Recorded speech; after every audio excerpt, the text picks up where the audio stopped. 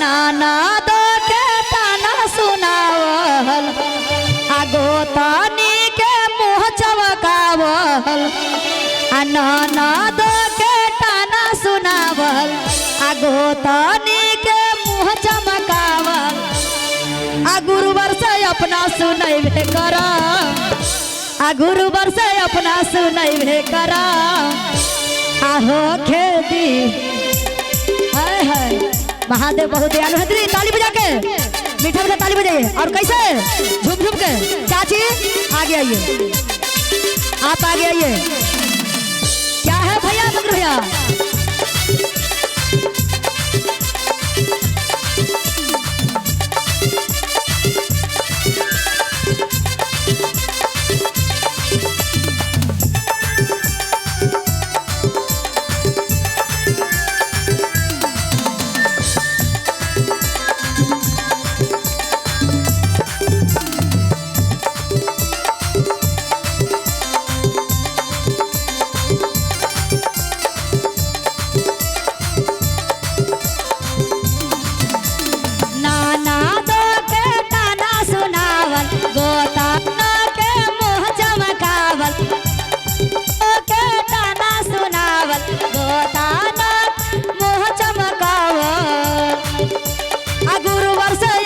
सुनैबे कराम गुरुवर से अपना सुनैबे कराम होखे दी गोदिया लाला नामा चर्चा करैबे कराम होखे दी गोदिया में लाला नामा अरही में करैबे कराम होखे दी गोदिया में लाला नामा अरही में चर्चा करैबे कराम होखे दी गोदिया में लाला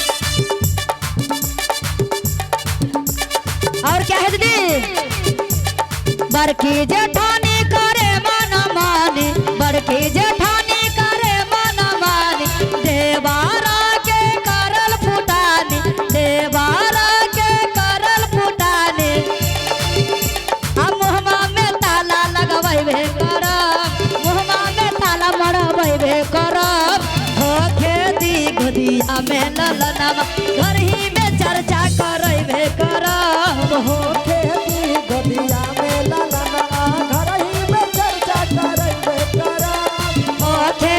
गोदिया में ललनवा घर ही में चर्चा करैबे करब होखे दी गोदिया में ललनवा।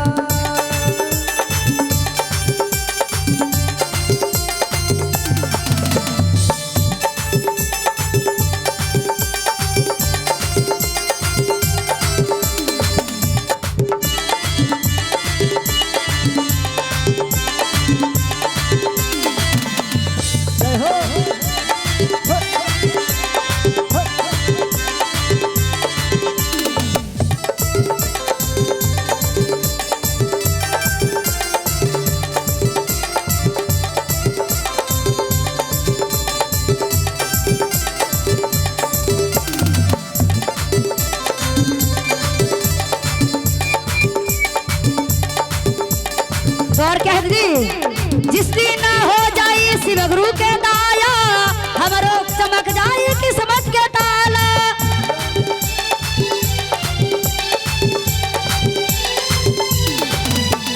जिस दिन शिव गुरु के हो जाई दाया हमरो खुल जाई किस्मत के ताला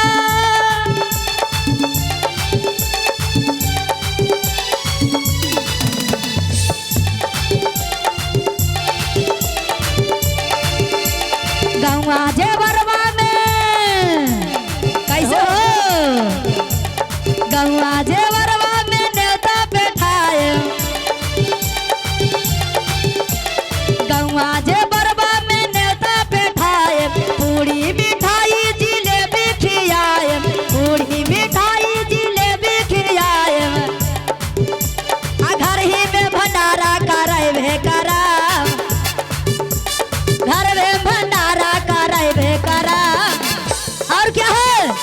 नहीं महादेव दया करते हैं। जरा दोनों हाथ ऊपर करके भैया, पीछे वाले भैया हाथ उठाइए, ताली बजाइए। आप लोग को अच्छा नहीं कहा लग रहा है भैया? क्या बात है, देखिए साल तर हाथ छुपा छुपा है तो कहना है क्या? आहो बेदा बाले मुके नौकरिया, हो बेदा स्वामी के नौकरिया, मंदिर में चर्चा करे बेकरा। हो बेदा स्वामी के नौकरिया, मंदिर में चर्चा करे बेकरा। हो बेदा हमारा भैया के नौकरिया, मंदिर में चर्चा करे बेकरा। हो के दी स्वामी के नौकरिया, मंदिर में चर्चा करे बेकरा। हो के दी नौकरिया बनम के।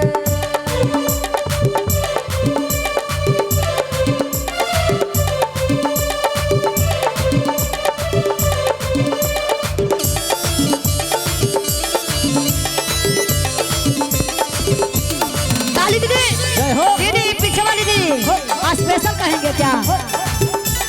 जय हो।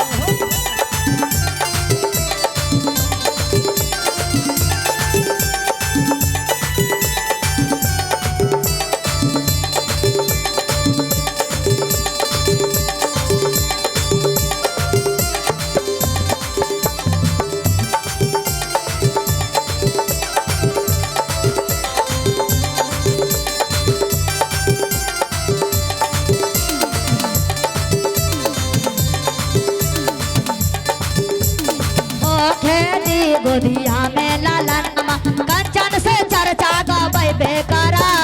हो खेदी गोदिया में लालनमा, कंचन से चर्चा करे बेकरा।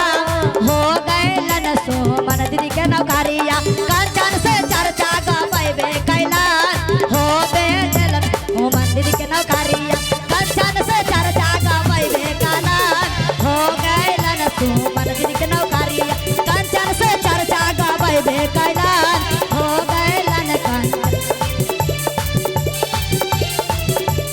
हो गैलन सुमन दीदी के नौकरिया, कंचन से चर्चा गबै बेकैलान। हो गैलन सुमन के नौकरिया, भैया से गमछा गबै बेकैलान।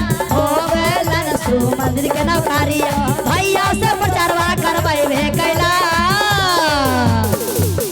तो बेल दीजिए शंकर भगवान की, जय। हर हर महादेव की।